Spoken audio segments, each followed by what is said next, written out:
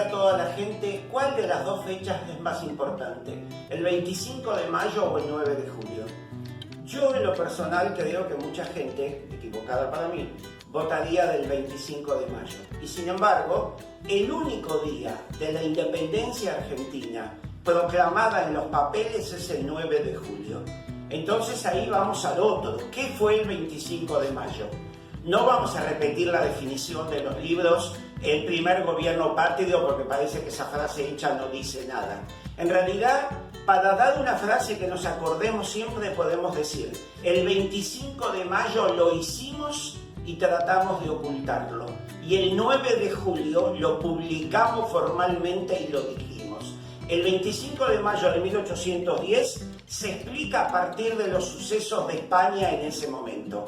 Ha tenido la Biblioteca de Historia, como siempre, dividida 50 y 50 en dos interpretaciones. La interpretación del catolicismo y el social cristianismo desde el siglo XX dice que el 25 de mayo es la continuación del juntismo español producido en 1810 por la invasión de Napoleón. Y por supuesto el liberalismo masón y venido desde la masonería de la enciclopedia dice que el 25 de mayo de 1810 en Buenos Aires es el último golpe de las ideas enciclopedistas y liberales de la Revolución Francesa, Voltaire, Rousseau, Montesquieu. En realidad, como siempre, la verdad está en el medio y puede ser una conjunción de los dos factores. Había una serie de antecedentes para la ruptura del colonialismo español en el Río de la Plata. Tupac Amaru, las invasiones inglesas que fueron fundamentales porque nos demostraron la fuerza que teníamos para derrotar a los ingleses, la potencia casi del mundo junto con Napoleón en ese momento, y que España nos había abandonado, pero después también el movimiento de 1809 que con Cisneros abre el puerto de Buenos Aires, y eso es fundamental para la consolidación del libre comercio de lo que vamos a llamar la clase económica importante de Buenos Aires, es decir, la burguesía comercial porteña. También en 1809 se habían dado una serie de movimientos preindependentistas en La Paz y en Charcas y Chuquisaca, justo el 25 de mayo de 1809, un año antes de lo que va a pasar acá en Buenos Aires. Todo empieza, sabemos, con la Semana de Mayo. Y ahí hacemos otra pregunta. Quizás 12 años de educación tradicional en primaria y en secundaria hemos estudiado la Revolución de Mayo. Bueno, les hago la pregunta a todos. ¿Qué día de la semana fue el 25 de mayo? Y les juro que la mayoría no lo sabe. El 25 de mayo fue viernes. Y entonces, el viernes 18 de mayo empieza la semana que nosotros siempre recordamos. Empieza con una publicación del Cabildo. En realidad, el Cabildo, la autoridad municipal, el intendente de hoy. El 13 de mayo había llegado un barco inglés a Montevideo con diarios, ¿te imaginas? Diarios de 3 meses antes, de febrero, de Europa, donde decía: toda España cayó en manos de Napoleón, España ha desaparecido como unidad política. Los españoles trataron de ocultar la medida, no hay cosa más difícil que ocultar un secreto público, y entonces el 18 de mayo, cuando vieron que la noticia se había difundido, dieron la cara y publicaron como se publicaba en la época. No había radio, no había los medios de hoy. Toda noticia importante se ponía en la puerta del Cabildo y en la puerta de la iglesia catedral, el bando famoso, y ahí se reputaba que todo el mundo lo leía. Inclusive había una ejecución musical desde el Cabildo cuando se iba a poner eso en esas dos puertas, avisándole a toda esa pequeña ciudad, que eran 20 cuadras de la Plaza de Mayo para cada lado, que había pasado algo importante. Táctica del partido español en esa proclama: que no pase nada, que todo siga igual y que no nos movilicemos. Ese partido de Buenos Aires que estaba pensando en cortar con España y en el librecambio, porque querían se veía que se había abierto el puerto el 14 de noviembre de 1809 por concesión del virrey Cisneros, y eso nos permitió, como en la invasión inglesa, volver a comerciar con Inglaterra. Y ese es el secreto de 1810, el libre comercio. Ahí se empezaron a movilizar, creyeron que la desaparición de España era el momento, y entonces, ¿cuál era la forma de sacarse de encima al poder español? Una temprana forma de democracia que había, que era un cabildo abierto. Si el cabildo es el gobierno municipal, como dije, cabildo abierto es una reunión extraordinaria de vecinos en caso de urgencia. Palabra vecino, una categoría política distinta de hoy, no el que vive al lado de mi casa. El vecino era de un carácter aristocrático. Fíjate vos, la ley española lo dice, la parte principal y más sana del vecindario, es decir, los que son alguien en la sociedad colonial, que enseguida te digo cuántos son. Se empiezan a movilizar y entonces, con una reunión de cabildo abierto, porque había habido uno solo en el Río de la Plata, el que suprimió por cobarde al virrey Sobremonte al fin de la invasión inglesa. Así que esa antecedente, sacar a un virrey con una reunión de vecinos, era peligrosísimo para los españoles. El día 19 empiezan las reuniones, todas las noches, en lo que hoy es la plaza que está frente al Ministerio de Educación en la calle Pisurno. Esa plaza, que la de lado sobre la calle Callao se llama Plaza Rodríguez Peña, no solo por la calle, sino que ahí estaba la quinta de Rodríguez Peña, uno de los más importantes y desconocidos de 1810. Todas las noches el partido independentista, digamos, se reúne ahí. ¿Y qué decide del 18 a la noche? Vamos a ir a ver al virrey y pedirle cabildo abierto el día 19. Por supuesto, el virrey los recibe mal, jugando a las cartas, no interrumpe el juego y lo saca con cajas destempladas. Vuelven el 19 a la noche y no, bueno, vamos a ir mañana de nuevo, pero esta vez, y ahí viene el tema clave, vamos a ir con los jefes militares. Desde 1806-7, con la invasión inglesa, habían quedado como definitivos los cuerpos militares criollos, digamos, de esos chicos que habían jugado a la guerra para echar a los ingleses. Los más importantes son los Patricios de Saavedra, los Húsares de Pueyrredón y todas esas calles que están en el Bajo Belgrano, entre la cancha de excursionistas y la cancha de River, montañeses, migueletes, arribeños, todos esos son los cuerpos que habían quedado definitivos desde la invasión inglesa. Principal jefe militar, Saavedra. Van el 20 a la tarde a verlo al virrey de nuevo, con los jefes militares, los recibe mejor, esta vez no está jugando las cartas, y cuando vuelve a decir que no, se apersona Saavedra, el gran político de 1810, y dice: perdóneme, señor virrey, nosotros los militares cabildo queremos. Claro, perdió el apoyo de la casta militar, que lo tenía que haber defendido en caso de conflicto. Dicen los que escuchaban que el virrey lanzó un juramento. Es una forma elegante de decir hoy un insulto, ¿no es cierto? Y dijo: si estas tierras se pierden, que España no diga que es por culpa mía. Concede el cabildo abierto para 2 días después. ¿Por qué 2 días después? Porque hay que tener tiempo de repartir las invitaciones. El 21 se reparten, conservamos 2 invitaciones del cabildo que parecen un señalador de libros. Arriba decía: el cabildo invita a usted a la reunión extraordinaria de vecinos el 22 a las 9 de la mañana. Y abajo al señor Don, y para rellenar el nombre. Eso quiere decir que va a haber solo hombres, por supuesto, y que ninguna mujer va a ser invitada. Invitaron 451 personas. Eso significa que 451 son el todo Buenos Aires importante en ese momento. No había grabador, no había el que tome notas en estenografía. El cabildo abierto se estudia por los que hablaron en él.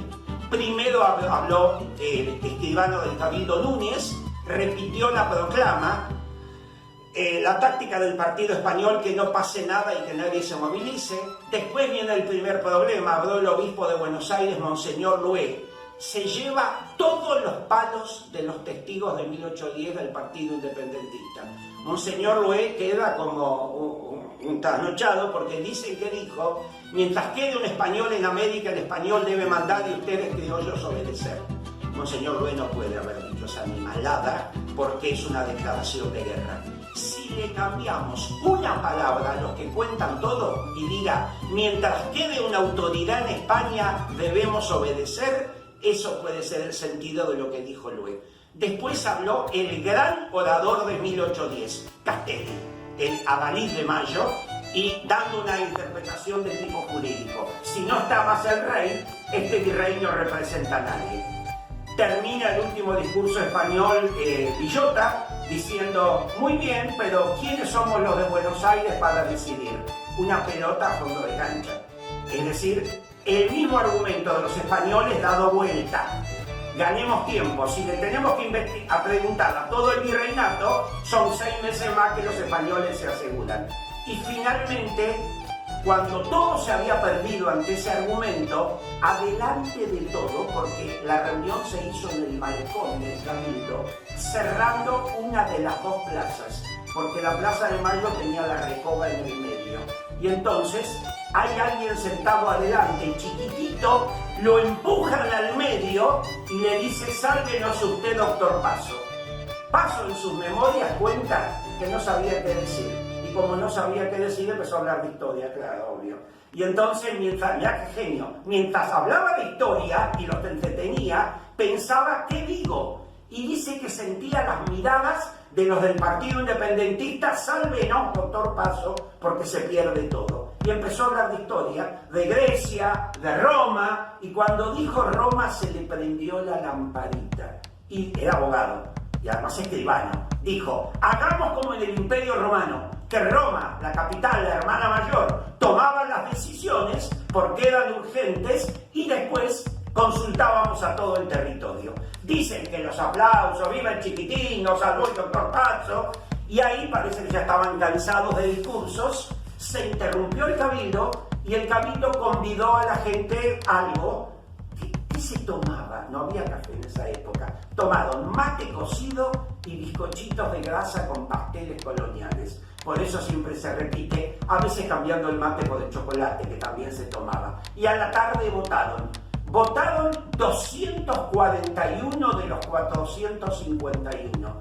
No sabemos por qué. No fueron los 451, se fueron y se votaba. Primera votación, ¿se queda el virrey o se va el virrey? Segunda votación, si el virrey se va, ¿cómo lo reemplazamos? Ganaron los que decían que se va el virrey y la segunda votación ganaron los que decían una junta igual que en España. Porque en España, ante la invasión de Napoleón, cada pueblito, para resistir a ese rey extranjero que era el hermano de Napoleón, José Bonaparte, habían hecho una junta.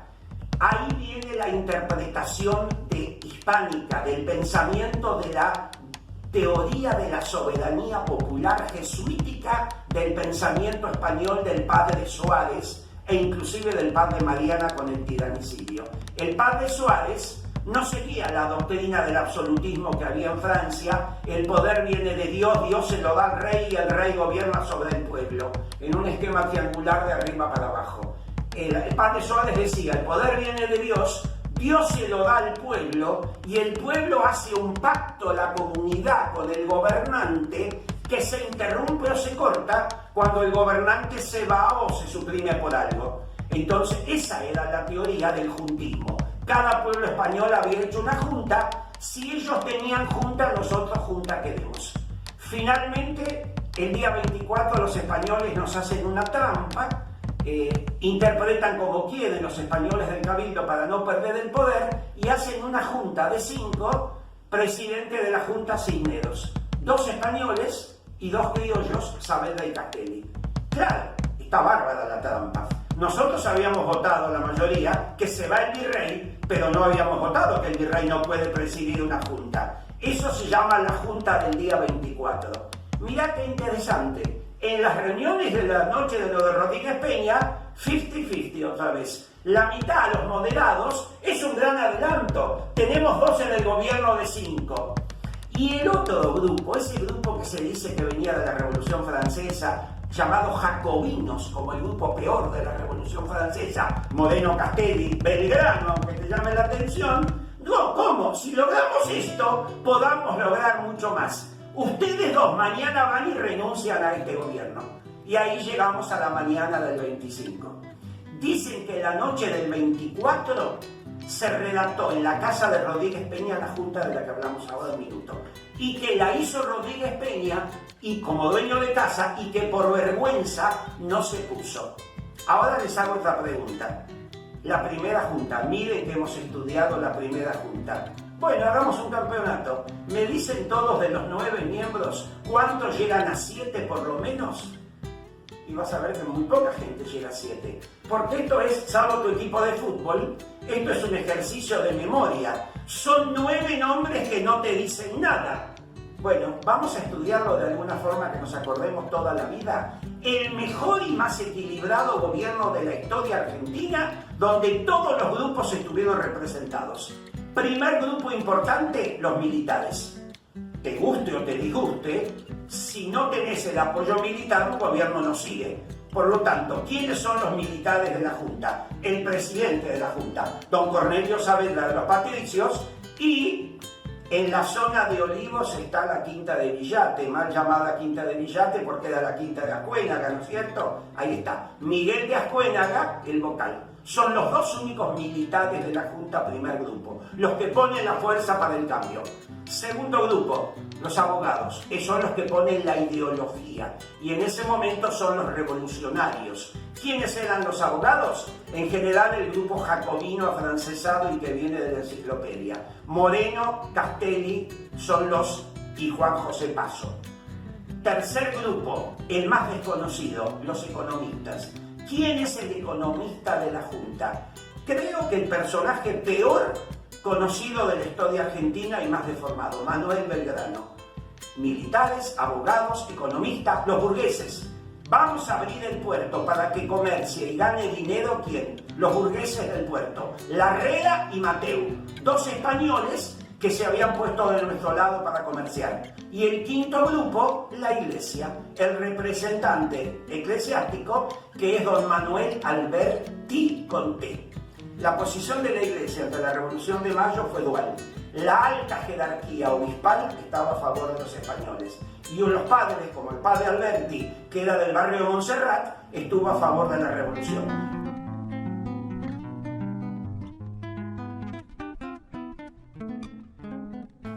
Los chisperos. ¿Y quiénes son los chisperos? La hinchada, el pueblo. ¿Es un movimiento popular? No, no es un movimiento popular en los términos de populismo que podemos hablar hoy. ¿Quiénes eran los representantes de ese pueblo? French y Beruti, los chisperos, los que gritaban, la hinchada. Y vamos a contar algo. No repartían cintas celestes y blancas, por favor. French y Beruti repartían cintas blancas y rojas, que era el color de España, contra la invasión y la absorción francesa. Mitos del 25 de mayo. ¿Llovía? ¿Había paraguas? Con respecto a llover, sí. Esa mañana, temprano, a las 9 de la mañana, Saavedra y Castelli tenían que ir al Cabildo a presentar la renuncia a la Junta del 24 y entonces para hacer fracasar la trampa española de la contrarrevolución. Muy temprano fueron, el gobierno fracasó y los españoles se encerraron en el Cabildo. Como no había radio, cuando a la noche anterior todos volvieron de la Quinta a sus casas, deben haber dicho, mañana se arma, acá tenemos una junta nueva, van a renunciar temprano. ¿Cómo es la forma de saber si pasó? Vayamos al Cabildo, a la puerta del Cabildo a ver si renunciaron. Chispea, es decir, la gotita, la gotita, la gotita. Hay paraguas. ¿De dónde viene toda esta teoría del paraguas, de la lluvia? Aunque no hay fotografía, desde ya que no hay fotografía, y ninguno de los que escriben las memorias de 1810 lo cuentan. Cuando pasaron 100 años a 1910 y festejábamos 100 años de la Revolución de Mayo, íbamos a tirar la casa por la ventana invitando a todo el mundo al festejo. Y nos dimos cuenta que no teníamos nada para mostrar, no teníamos ni iconografía ni retratos. Entonces se mandan a hacer retratos. Te puedo contar algo. Salvo los personajes importantes como Moreno, Saavedra, Belgrano, de los demás ni retrato teníamos. Por lo tanto, se agarran retratos en 1910 y quedan para hoy. Pero yo no sé si lo mismo Mateu tenía esa cara. Creo que no.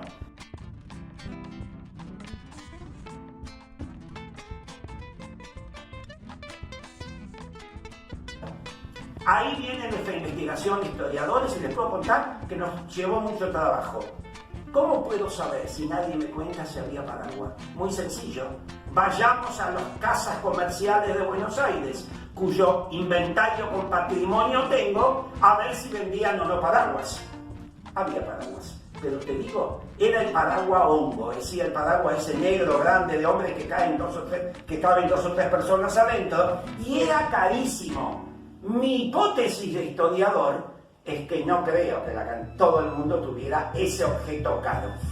Dicen que encontraron el Cabildo cerrado porque no es un lugar privado, es un lugar público. Dicen que abrió la puerta un español con cajas destempladas. ¿Y cuánta gente vio? ¿Y cuánta gente te pensás que había ahí? Entre 250 y 300. Claro, si todo Buenos Aires importante eran 450. Y entonces, un poco burlándose, el español dice, ¿y dónde está el pueblo? Como diciendo, ¿y ustedes qué miércoles son? Y entonces, el pueblo somos nosotros. Sacan el papel que habían hecho la noche anterior y este es el gobierno que queremos. Los españoles saben que están perdidos y ¿qué les dicen?